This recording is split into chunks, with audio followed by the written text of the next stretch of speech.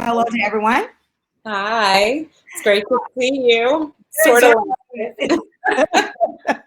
live, but not in person. Look, we live 2 floors away from each other, but we hadn't really seen each other like this for a minute. So And maybe yeah, in the parking lot. exactly. Cocktails in the front. Exactly. So Jennifer Behar is the owner of Jennifer's Homemade. See, I have her breadsticks here. My favorite are the salt and pepper breadsticks. I wish I would have the flatbreads here, but we ate them. So we ate I'll them. have to work on that. Exactly. But if you wanted to purchase them, you could definitely find them in Whole Foods, Publix. I believe she's in Safeway as well as many other restaurants and grocers around the country.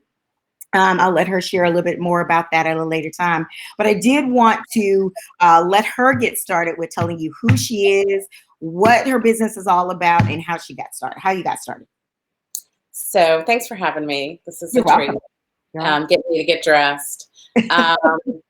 So I have a marketing and advertising background and found myself divorced, a single mom, trying to figure it out, and was baking with my daughter.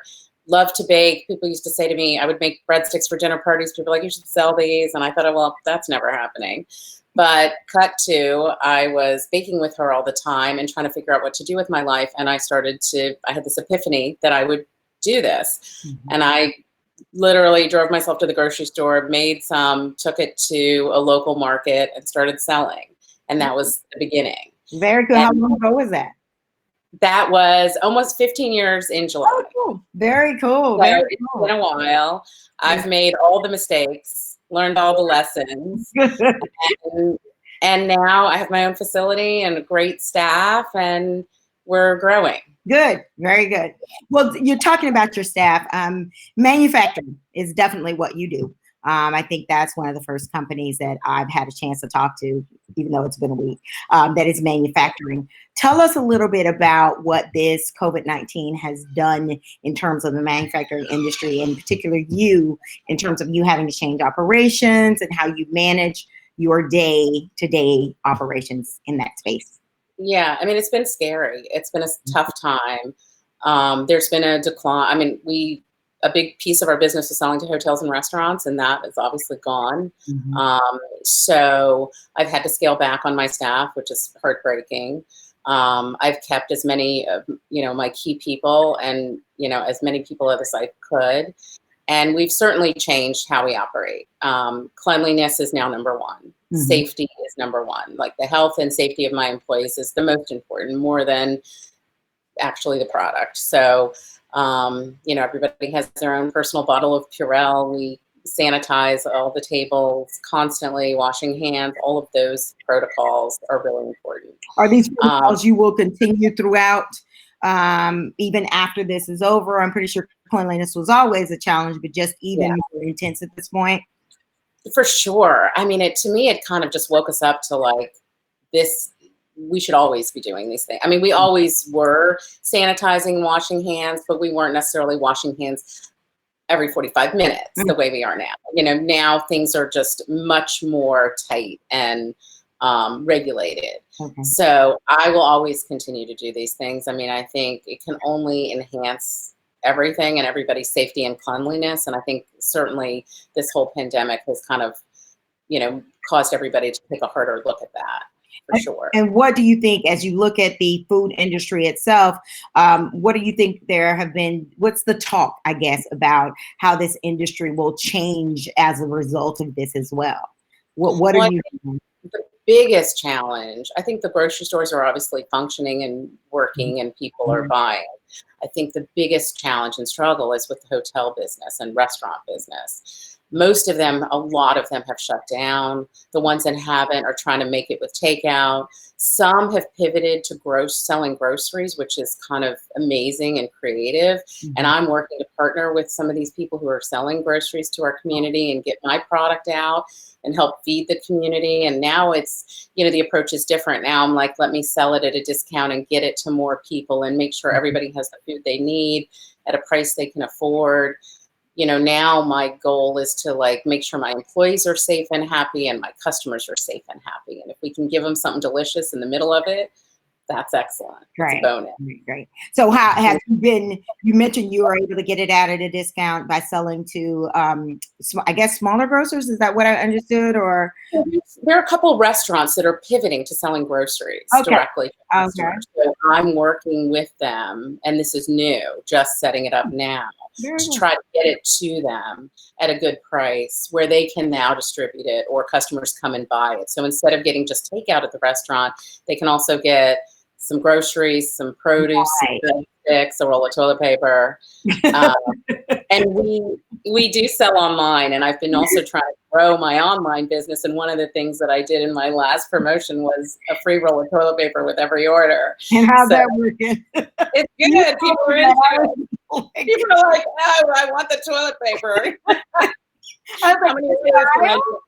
But it's a good idea. It's a little crazy, but it's working. So when you toilet paper employees, it's like this is the new benefits of in a company. You get some toilet paper and some Purell. That's an attractive job. That's a good gift. That's a good gag gift for sure. Right. Forget a 401k. Give me the toilet paper. Get some toilet paper. Yeah. So there has been talk about, or I've been hearing people say that the food industry will be fine in all of this.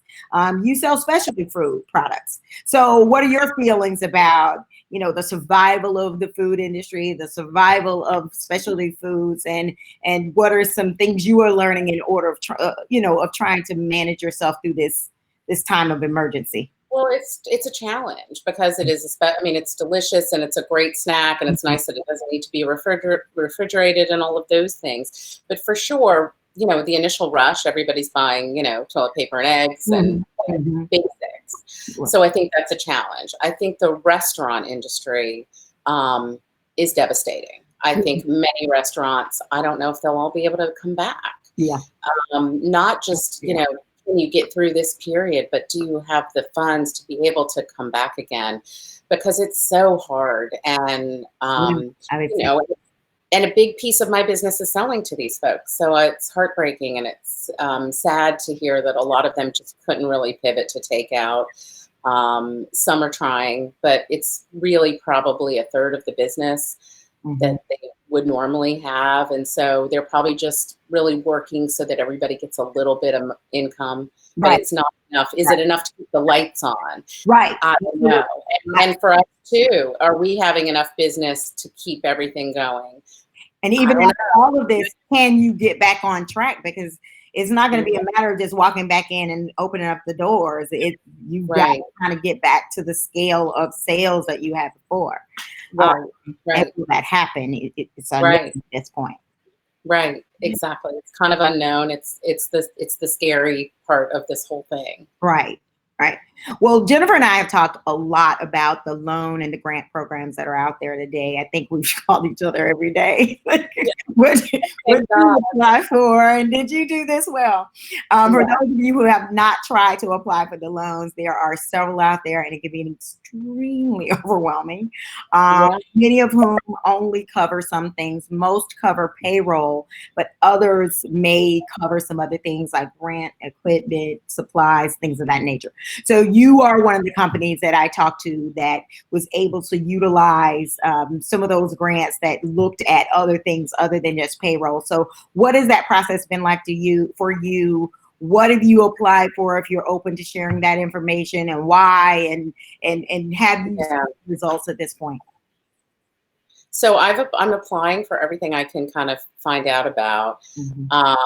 What I've learned that most banks are only servicing their current customers. And I'm also finding that every bank has different qualifications that they're looking for, which is interesting, for the same that in the main loan that they're talking about, the PPP, which is mainly for payroll, that all the banks have their applications and their documents are different.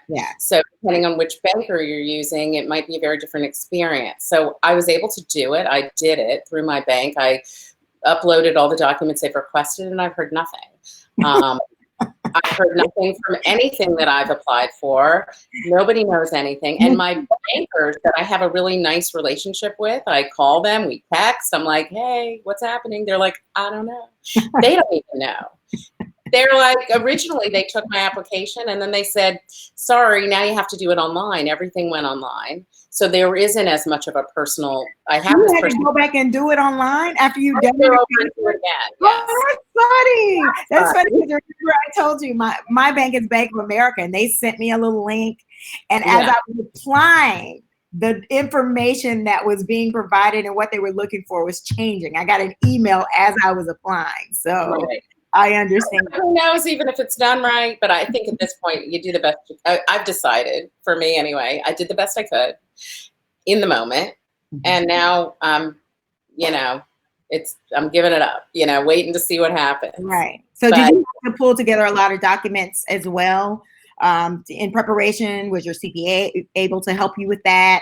Yeah, I did ask my, you know, accountant for advice. And again, he was like, things are updating and changing constantly. So he was getting different information. He's like, the banks don't know what they're doing. So I got together what I could, but then once I got into it, it often was different than necessarily. But, you know, for the most part, I have access to everything I needed. And like I said, sometimes you don't know exactly if you're uploading exactly the right document they want. It's not so clear. So I just did what I could. But again, I've heard nothing from anything. And you aren't the only one. Several people have said the same thing, that they, you know, it's out there, it's in the world, it's in the universe. But if you get any money from it, we will find out. We will all find out. You hear like all these businesses are being funded, and I'm like, I don't know. Yeah, what kind of check did they get from home?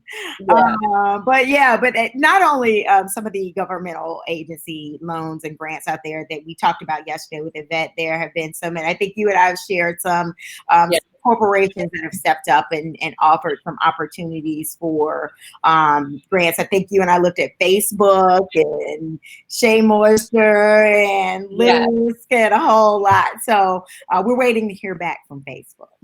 We hope that they haven't even released the grant from what I don't think so. Right? It's just like send us your email so we can let you know when we're ready. Which we're gone. I don't know when that's gonna happen. You know, it's everything's like sounds great, but there's not really any activity, at least from what I'm seeing.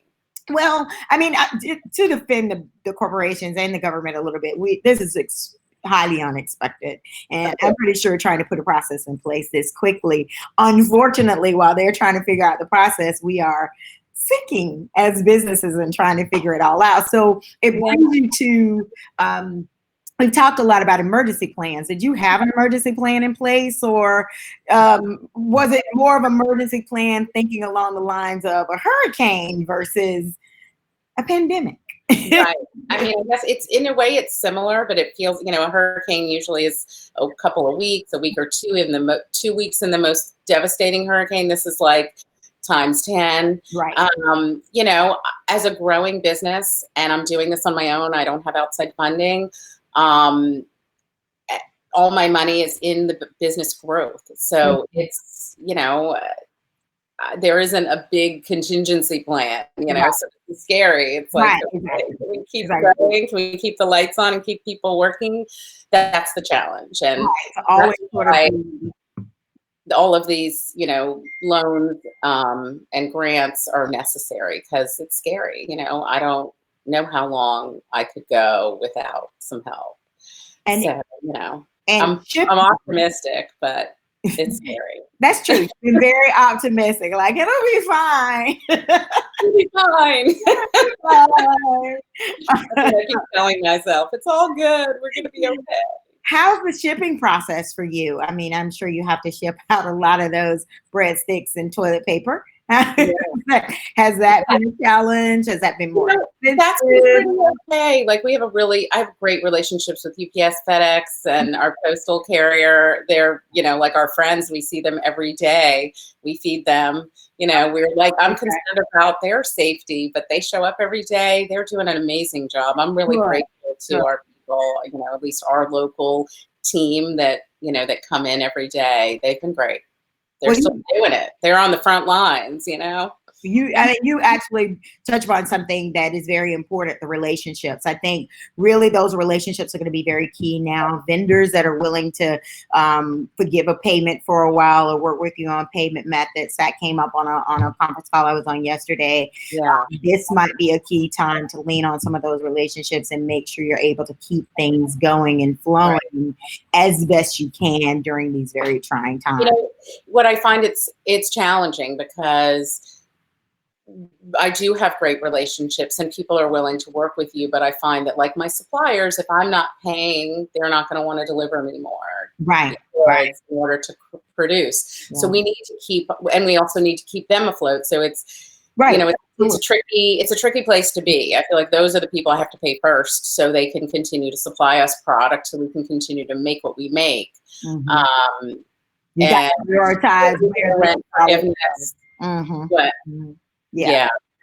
And unfortunately, sometimes that is when you're prioritizing, especially in an industry like yours, is that a personnel person or is that keeping the supplies coming in and making sure suppliers are supplying you?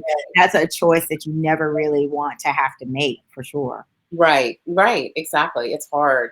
Right. You know, and I've you know, we're working with a smaller staff, but those people are everything to me and I want to keep them working. So I'm grateful, but it's tricky and how to do that. And then it's also, you know, their safety and getting to work. I worry about that. So you've talked about, you've learned some things in this process about you and about your staff in being able to manage themselves and make things happen in a way you just really, that has been above and beyond. Would you like to talk a little bit about that? Yeah. And change how you operate in the future as well? Totally. It's an interesting, you know, so I was at that bakery every day, all day. And I have made the decision that most of my work is really on the phone and dealing with new customers. And so I am spending more time at home and having my key people working in the bakery. And I realized that they have really stepped up and are amazing. Don't really need me like that. You know, they need me, but in a different way. Like I don't need to be there to hold their hand. And it's probably been an opportunity for all of us. They've grown in the job and are doing a fantastic job. And it gives me the freedom to spend my time to really work on pivoting and getting us business in this different climate. And it's working and I'm so grateful. Good. Now it's funny. Another thing that was pretty interesting is you live in the city of Miami. As I mentioned, she's a towner. She lives in Overtown, my beloved Overtown. She's 2 floors up from me. But your business is in Miami-Dade County. Right. The city of Miami actually issued a stay-at-home order earlier than Miami-Dade County. Right.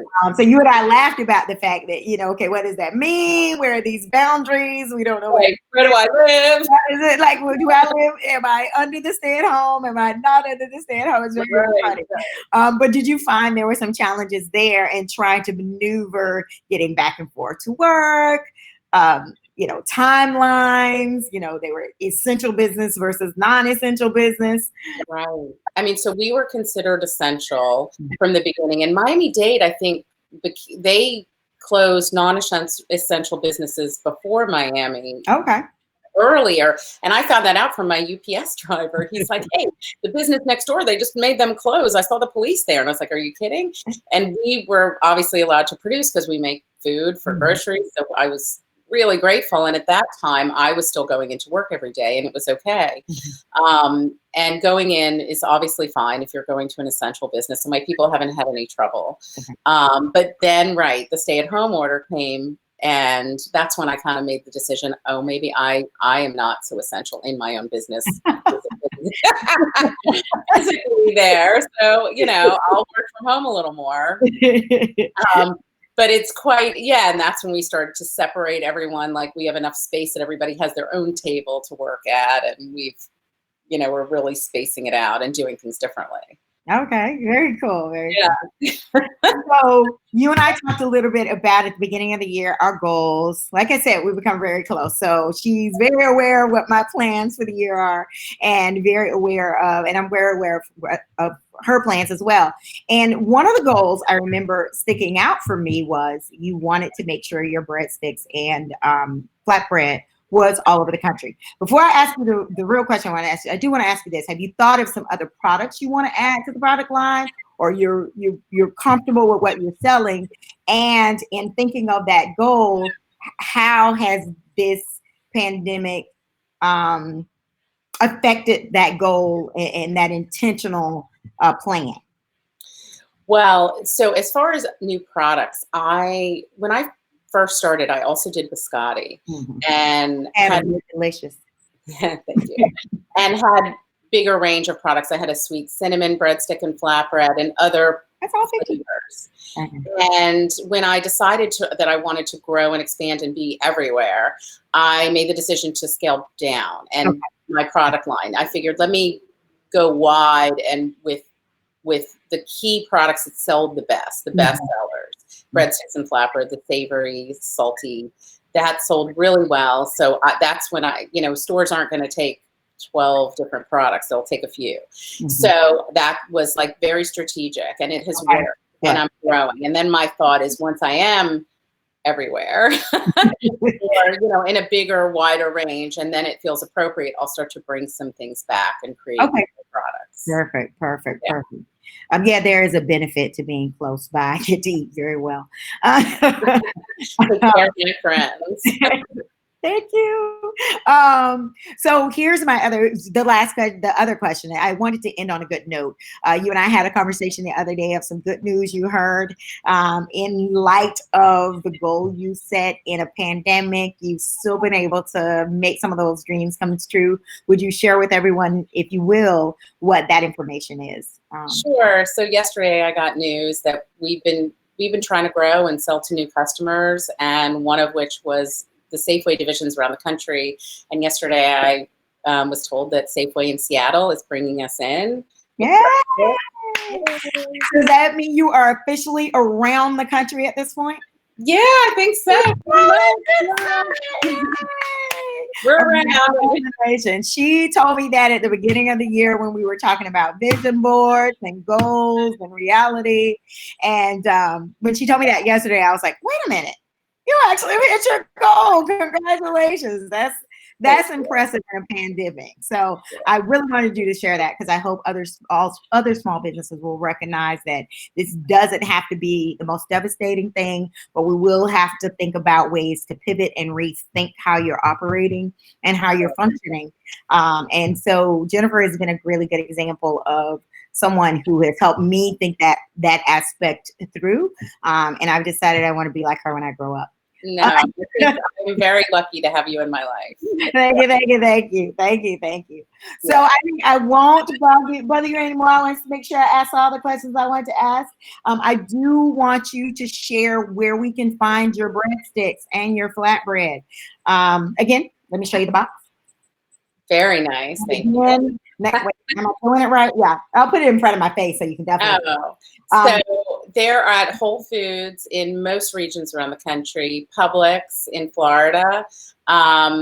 We're in Harris Teeter in the Carolinas. We're Safeway coming to you soon in Seattle. So we're around the country, but you can also always go to jennifershomemade.com, and we're shipping them out straight fresh from the bakery now. And that's been like a really nice way to be able to connect with our customers during this time and get them that's a great snack that's delicious and crunchy and actually healthy. It's vegan. It's made with extra virgin olive oil. So it's a nice snack to eat and not feel guilty about it. It is slightly addictive, I have to say. Anytime I open a box, I was like, you better tell me to save this box because it will be gone. Trust me. I'm like, eat it all. We'll make more. Glad to be close. One of the other things I'll just say is when I started this business, my whole thing was that we're all about the love. I want the product to be full of love. I want my employees to love what they're doing and have joy when they make it. I want my customers to be happy. And our little tagline is taste the love. And so it's like through this, I hope we can share that spirit of love. Absolutely. Even in the midst of some dark times. Absolutely. Well, thank you so much for sharing those thoughts with us. And for, like I said, thanks to my friends who jumped on board immediately when I called up and asked if we could do this. We'll continue this again next week. But thank you again, Jennifer. And Can I say one thing? Yeah. I want to recognize you. I think to pull this together and do this when we are in a pandemic and it's scary and we don't know what we're doing, that you're like becoming the new Oprah right now is kind of amazing. I hope I'm amazing. I mean, it's very impressive. I'm proud of you. I think you're an inspiration to a lot of business owners, and thank you for doing it. Thank you. Thank you so much. We definitely, I felt like, you know, as I've mentioned before, we all work in a silo. We're trying to figure it out as we go along. I've been having some amazing conversations with these three women and then some others. And I just wanted, you know, I was like, you know what, this is just too good information just to keep to myself. So I hope it's helping others as they think through their plan of attack over the next couple of months. I'm sure it is. Thanks again. I will probably be calling you right after this. Talk to you later. Bye. Bye. So thank you everyone for tuning in again. That was a wonderful, wonderful conversation with Jennifer Behar. Next week we will be doing this again. I have to apologize. I'm sweating. That's the lights. I will be talking to Celia Nelson on Tuesday. On Wednesday, by the way, Celia Nelson is the executive director of Urgent Inc., a nonprofit youth-based organization here in my beloved Overtown. We will be talking to Orlando Espinoza from M&AO Marketing. And then on Thursday, we will be talking to Evan St. Fort, who is with St. Fort Funeral Home. So there's definitely going to be some good information. We'll send the details out next week. And the videos from this week, you will see in the email. We'll send those out on Monday. So you can definitely get some recap information. It's really going to be information you want to know more about. So if you'd like to get the email with these videos, please go to goingovertown.org and give us your email address, and we will make sure we send it out to you on Monday. Some housekeeping things. I've been hearing back, getting good feedback from people about the difficulty in terms of technology, being able to share the videos, being able to see the videos. Please, please, please let me know. Keep that information coming. We're working on it. We're trying to kind of tackle some of those technical difficulties because we want you to share this information as far and as wide as you can, because I think it can be helpful to others. And please just inbox me if you're interested in having a talk with me about your business. I really would love that as well. Thank you so much. We want to hear from you, and we really appreciate the three wonderful women who joined me this week. We had Nicole Gates on Tuesday, we had Yvette Harris on Wednesday, and we had Jennifer Behar on Thursday today. So thanks again. Have a great day, and everyone be blessed. Stay home, stay safe, and if you must go out, stay covered. Love you. Bye.